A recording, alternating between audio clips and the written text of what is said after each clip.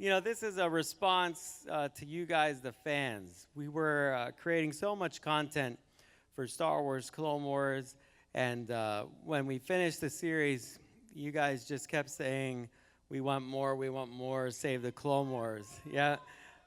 And I hear you. I know they're tucked away in my office at Lucasfilm. We see the cries, the need for more blasting, more clone troopers, lasers firing. So we have some things that we were in the middle of shooting, and I thought, what better way to get this to you guys than a celebration? And everyone at Lucasfilm and Disney agreed, so I'm really thankful they agreed to it. So what you're going to watch are 4 episodes that we shot about a band of clone troopers that are actually different from the rest, different in ways that we've never seen in Clone Wars before. It was an idea George had towards the end of the series and something we were going to go forward with more than one episode arc for sure. And it fulfills a promise that I kind of had to fans of Clone Trooper Echo when he seemed at the Citadel to be doomed. I saw a massive outpouring of depression, especially by the younger clones, and believe me, nothing makes me feel worse. Thank you so much for joining us for this panel. The Bad Batch, what's interesting, Dee, to start with you, what's interesting about seeing episodes that are unfinished like that, where there's not final lighting, rendering, not even lip sync and animation, I could still, I don't know about you guys, but I could still follow who was who, even though you were voicing all of those characters. It was still so clear, and I feel like that's such a great, I attribute that to your talent and your ability to do that. It's a team effort, but I mean, this show in its rough form is better than most anything on television now, in my opinion. But it's a testimony to the clear writing and to the clear storytelling. I mean, you notice the way that the action plays out, for instance, it's very clear what is happening. And there's a lot of action in television and movies, of course, but it's really not, it's not well shot, choreographed out and planned out. This is beautiful. And, the writing is fantastic. And, I mean, even in this rough form, it's a fantastic movie. It's really so exciting to see it. You hadn't seen it till today. I had never seen this. I haven't seen this since we recorded this. I remember how terrified I was going into this. Every time I go in where it's just like wall-to-wall clones, the terror is how can I keep these guys separate? Can I keep them distinct but sounding like clones? And this one, it was kind of flipped, where the terror was I've got to keep them sounding really different, but sounding the same in a way. It was kind of a flipped mission in a way. But I was really I'm very proud of this. I'm very proud of the work of everybody, of all the people that go in to make this show. I mean, it's so amazing, even in this state. I mean, it's incredible. Great job, you guys, and great job, Dee. It was amazing. Thanks. You brought up the terrific writing. Matt, Brent, that's the Bad Batch is just so dynamic. Those characters are so incredible. How did you develop, what was the process of developing those archetypes for the Bad Batch with all those characters? So the process began in the room. George had a very specific vision of this motley crew, and one of the things that informed the writing for both Matt and myself was that as we were breaking the stories, Dave was sketching all of the characters, and they came to life right there in the room. When I got back to my office to actually have to write the scripts off the outlines, the characters were already born. I already saw their personalities, their identities. I could already hear their voices just based on those amazing sketches that you did. To clarify, there is another arc that you've already heard about with the Yoda and the Wookiees and the Bad Batch returns. There was one little bit in this episode that got cut from the end where Echo makes a choice to want to go join the Bad Batch. So Echo comes back and then is the 5th member of the Bad Batch for the Kashyyyk episodes. So because we knew ahead of time that there was going to be this second arc, even though Matt didn't write this specific set of episodes, he and I collaborated very heavily in developing these characters, setting their voices. We worked very much together on these scripts, and then I kind of collaborated with him on his script. So we're kind of the proud parents of the Bad Batch. George would kind of come up with these classic movie references that, you know, you would go and do your homework. And I remember we came in one morning and he wanted to do a kind of like version of the Dirty Dozen with clones. And so Brent and I sat down, and I think over the next couple of weeks kind of, you know, worked with Dave and fleshing out the kind of backstory for these guys. And we're very proud of it. And I got to thank Dave and Lucasfilm for being able to show these episodes finally. Because you keep harassing me. I do. I harass them constantly.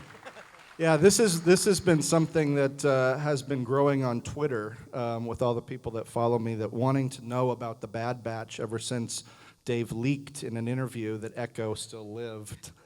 Well, every story meeting I go into with Matt, we'd be pitching something. He'd be, yeah, but I think like at the end here, maybe the Bad Batch comes in and saves them. I'm like, Matt, they haven't had anything to do. It's been 3 episodes. They just can't come out of nowhere. Yeah, I know, but just think about it. If the Bad Batch came in that wicked cool shuttle, I'm like, Matt, they don't have anything to do with this. If you do that one more time, you're going to get thrown out of the room. And all the time, the Bad Batch. We'd be in the middle of discussing an Ahsoka story. He's like, yeah, I think when she's in the situation, the Bad Batch should come in. I'm like, they're on the other side of the galaxy doing nothing. They don't even know her. This is like completely, why would they be there? Well, it just might be cool. For years, I've dealt with this. So finally, are you happy? Here it is. I'm very happy. Now Thank they you. all know about the Bad Batch. It paid off. Good grief. Bad Batch, Bad Batch. Dee, you brought up the choreography, like the way things are shot and staged. I wanted to ask you, Dave, and kind of to piggyback on Dee's comment here. The choreography is so character-driven with the Bad Batch. I mean, how do you come about and stage and choreograph those fights? You know, especially in that very first episode. What is that process like? Are you two involved in that as well? And Dee, do you react to it? Do you get to come back into the studio or look at any of that stuff? Or what do you provide? This is a question for all of you. What do you provide ahead of time, dialogue-wise, for any of that stuff? I mean, how does that whole process come about for fight scenes? Well, the fight scene is a very evolutionary process. When we get the script and I go through it, I break it down with my episodic directors and the story team, and then I kind of reimagine the whole thing. I've talked to them a little bit, but then as I'm building the sets and seeing the real distances and space between things and situations, I try to push everything with my team to make it, you know, beyond what these guys could have imagined. It's like one step in the process. And then so when they see it, I have to be like, wow, this is better than I could have imagined. And Clone Wars was always about taking each step and pushing it much farther than anyone thought was possible. And I was super lucky the entire time on Clone Wars. As the supervising director, I never had to push people to do their best. Everybody always wanted to do their best. I worked with the best episodic directors. I worked with the best production staff, the best story team. I mean, everybody was just so impressive the whole time.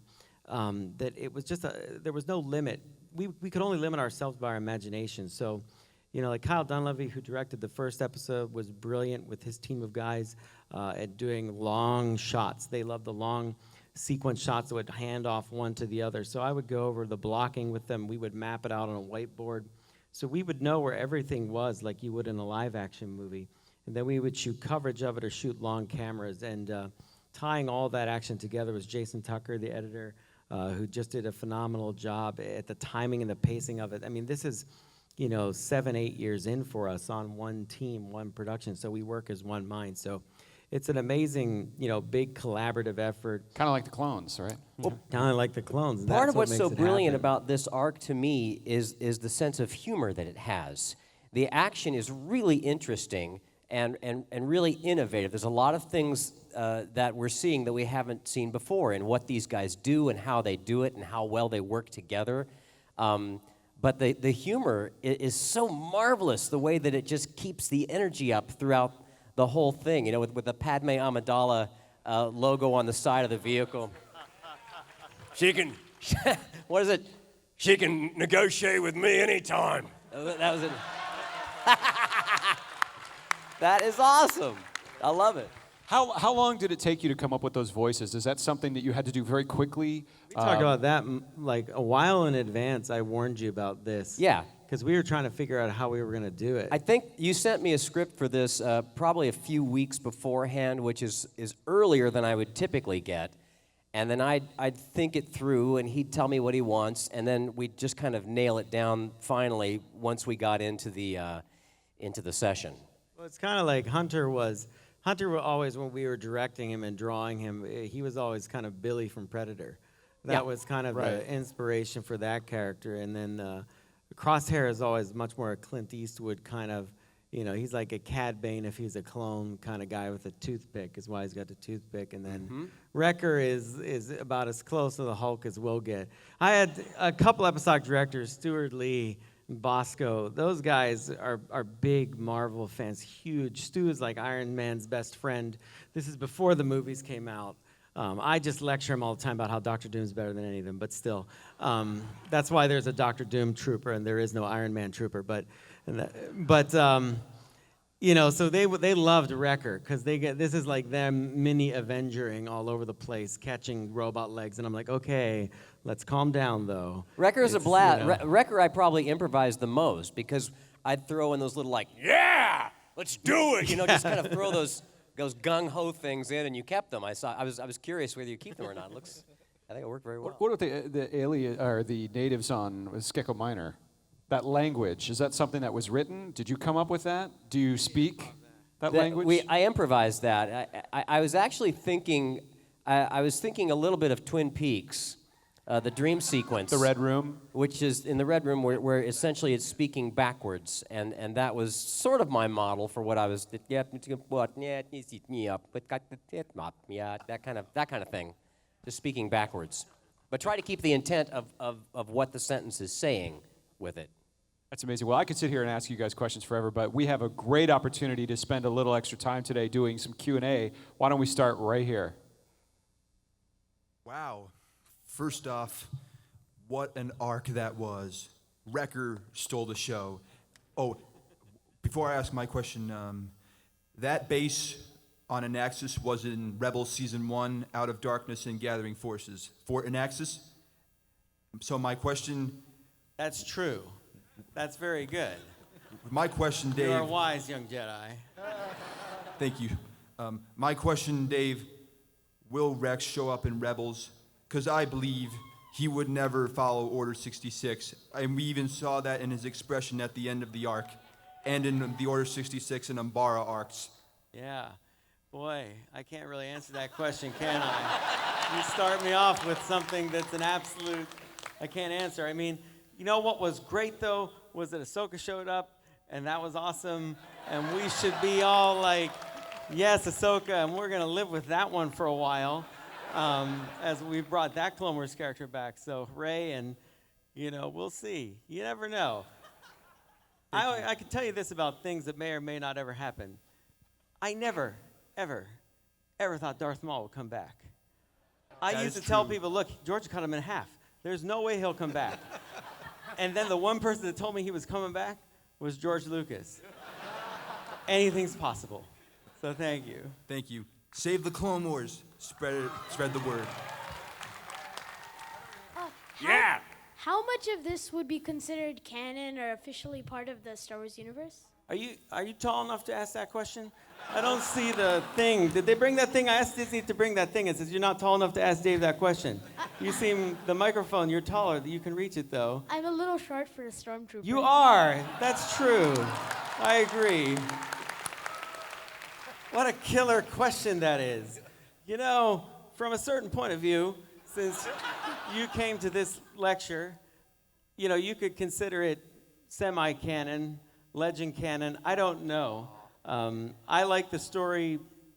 George gave us the story, and I know that everybody in Story Team really respects these stories that were on Clone Wars. So, I would think of it as canon, and I think they do too. So, if that makes you feel better and being here worthwhile, let's just think of it between you and me. You and I will think of it as canon. How's that? Thank you. Thank you. You're welcome. Hey, a little nervous right now. That's all right. I've been before my question, I just want to say, I've been day one when the movie came out, and I was like 10, got my whole family there. We all went to the theaters, watched it, and I've been loving Clone Wars ever since. And now I'm talking to Proxy and Klaus Heisler. And so I just want to say thank you all for making this incredible show. And those 4 episodes, too, were just incredible. And congratulations to Jesse for becoming an ARC Trooper. That was very good. awesome. You saw that. Very good. But my question is, how did Wat Tambor get free? Because Mace Windu captured him on Ryloth, and now he was free. Was he ransomed? Did somebody break him out? Did he magically teleport out? But Boy, that's an awesome question, isn't it? That might be some. Matt, you want to take a stab at answering that? Go ahead. I don't know if I can. Sounds like a director's problem, Yeah, right? I'd have to check the files here. But I think maybe his techno-union friends busted him out in Prison Break. Remember the rule we had about that mainly was the problem with capturing the Separatists, any Separatist leader, is that Palpatine controls everything. Ultimately, what happens, and if you listen to what Mace Windu tells Anakin, he says that, if we arrest him, he controls the courts. He'll bog things down in the Senate. They'll never be able to really prosecute these guys. So when Separatist prisoners of high rank are captured, it's possible for Palpatine to have them moved around, and then their escape can basically be arranged between him to Dooku and then to the Separatists. So A there's white-collar prison. What's that? A white-collar prison. A white-collar prison, yeah, basically. They're in the prison in the end Ahsoka arc, before she leaves the Jedi Order. You can see them on the monitor. A couple of them Poggles there as well. So we had actually discussed a couple times. Remember we said we should do an episode where we break them out, and George was like, nah. I'm like, yeah, but this is a consistency thing. We should follow. No one's going to notice that screen. I'm like, everyone's going to notice that screen. And then I'll be at Celebration, and someone's going to ask us, how did they get out? And then, boom, here I am, and he's probably on a beach somewhere. So joke is on me.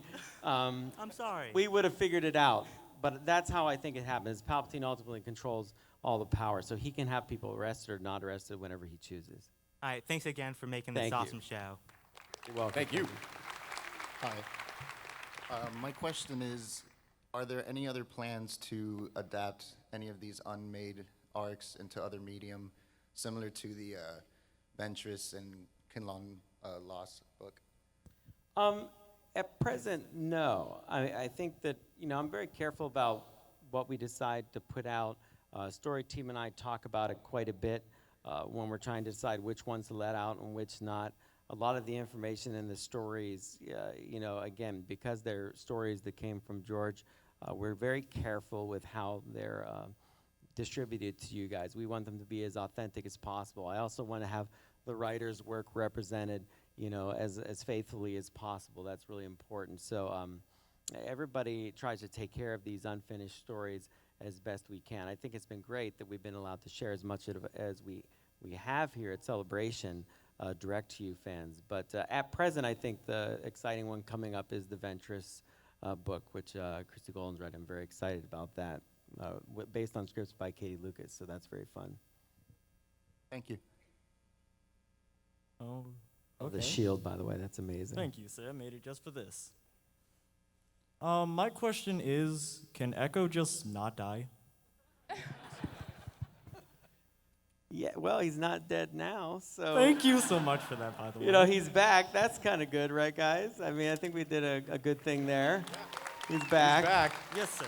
It is hard, but I'll tell you, and I'm sure you two can speak to this. Whenever we take out a character, it's not a fun thing. It's one of those things that sometimes seems like an intense good idea in the story room, and this is intense, is this real? And then we do it, and then we shoot it, and then you're a room full of people, and they're like, oh. And then you just feel lousy. So I don't know. It's hard. Yeah, we end up killing a lot of people in the story room, and then we end up talking ourselves back out of it. And this was one where, again, the story was born with part of George's idea about this group of motley clones and Dave's desire to bring Echo back for the fans. I can drive the whole storyline motivated around saving Echo.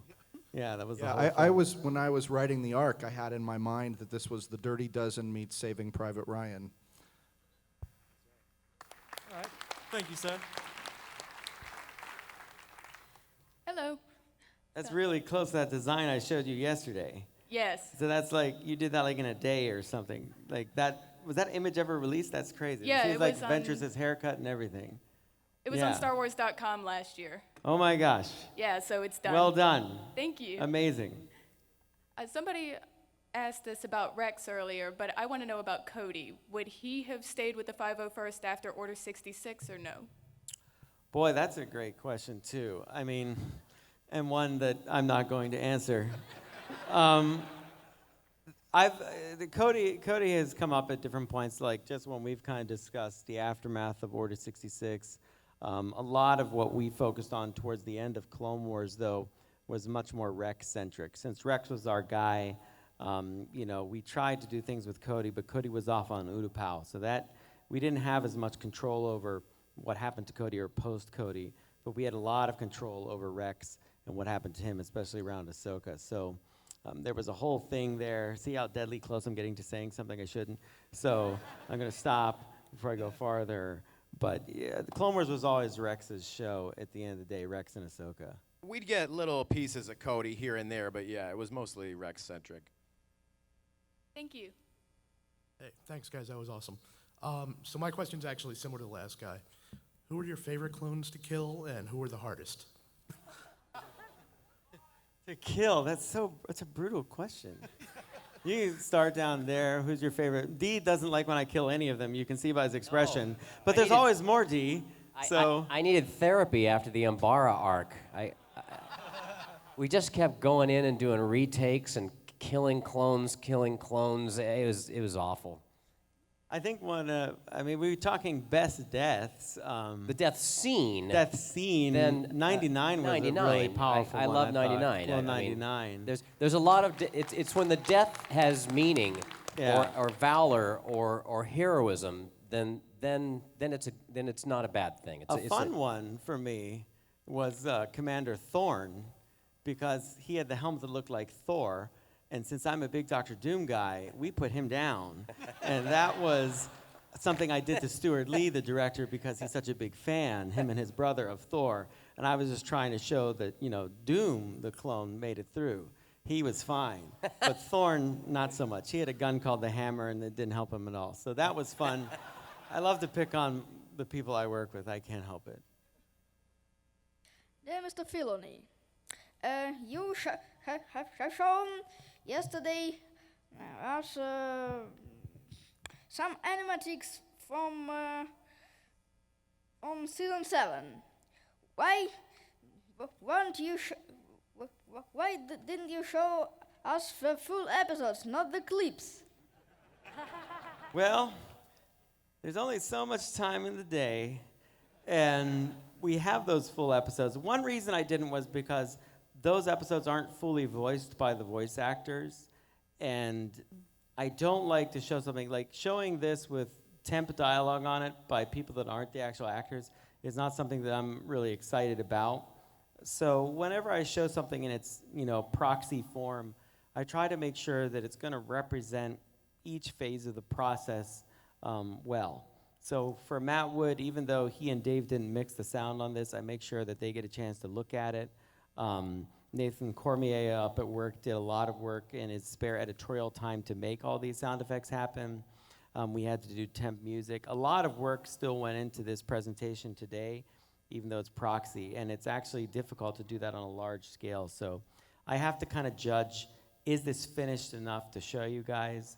And it just so happened those other clips were kind of the best pieces of those episodes. Like the Ventress stuff, I won't show a lot of because I don't have Nika Futterman with the voice. And to me, like without Nika's voice, it's just not Ventress. So while it's fun to see the staging, Dee obviously brings this to life through his voice and fills in all the blanks missing. So that's why. So, I noticed that Wrecker had a DC 17. Yes. So I'm just wondering if Delta Squad or the Republic Commandos inspired any of the Bad Batch members, kind of like Tech could be like, what was Fixer, the one in the green, and, stuff like that. Or Crosshair could be like Sev 07, right? It's similar. You know, I think that we definitely were inspired visually by obviously the gun and things like that. And I played that game, love that game. Dave, you worked on that game, I believe, and it was really fun. So I put those guys earlier in Clone Wars. But you tend to see with George when he does something, he likes to do his version of it. So this was really his version of like a more kind of crazy level Clone Commandos. But what I liked was that we were getting into that area of having special operations units, and there's no telling how far we'd have gone with that. And I had all the models of those troopers, so it would have been something we discussed, but I don't believe that that was in the plans of the episodes we had been writing. No, I don't think so. I mean, I certainly tried to. You try to get the Bad Batch in wherever we could. Yes, I know, Matt. Everybody knows now about your problem, but it's good. This is going to be a healing step for you. I feel really good about it. Hi, Dave. Words cannot express how epic this arc just was. It was wonderful. So thank you so much. Welcome. So my question is, there's obviously so much pent-up demand for the Clone Wars and so much love for it. So will we ever see a series based upon the Wolf Pack? That would be awesome. Yes. That would be something I would be interested in. I don't know about a lot of other people. I mean, you guys would. It's hard to say, you know. It's hard to say. It would be great to see Wolf again. He's my favorite clone. So, I mean, you never know. You never know what happens to these guys. But, you know, right now, I think with Star Wars, we had really 8 years of Clone Wars, which was fantastic for me and for everybody to work on. And I'm super excited now seeing how, you know, Star Wars has broadened. Seeing the Force Awakens trailer yesterday is blowing my mind, even though, you know, I'm around it all the time. It's so awesome to see it, like, reaching that stage. And then seeing what's happening with Battlefront is so exciting. So I think that it's cool that there are these other avenues that are going to express Star Wars in a powerfully exciting way. And who knows? I mean, you know, I always joke, but it'll probably happen in 10 years, 15 years, there'll be younger people that grew up with Clone Wars that will be, you know, with reckless abandon wanting to explore what I couldn't finish. And, you know, I'm all for that. You know, what are we if not carrying forward a legacy that was set down ahead of us? And I think the most powerful thing with Star Wars is how it passes from generation to generation. And that's what keeps it so strong and keeps your community so strong. So, like I said earlier, I never rule anything out. Thank you. I have a really quick question. I'm going to say for a bunch of fans who asked me to ask this. Is this arc going to end up on StarWars.com? You don't know? I don't know. I think it will. I think so. I don't know anyone that I can look at and that is nodding to me that's official enough. I will ask, and then I will, but I'm not sure. I'll find out for you. You know, I'll see. I don't know. That's not a confirmation, so don't take it that way. But I don't know. It would be great. That would be great. I'm sure it will, possibly. Man, I hate, you don't know how much it sucks to answer like that.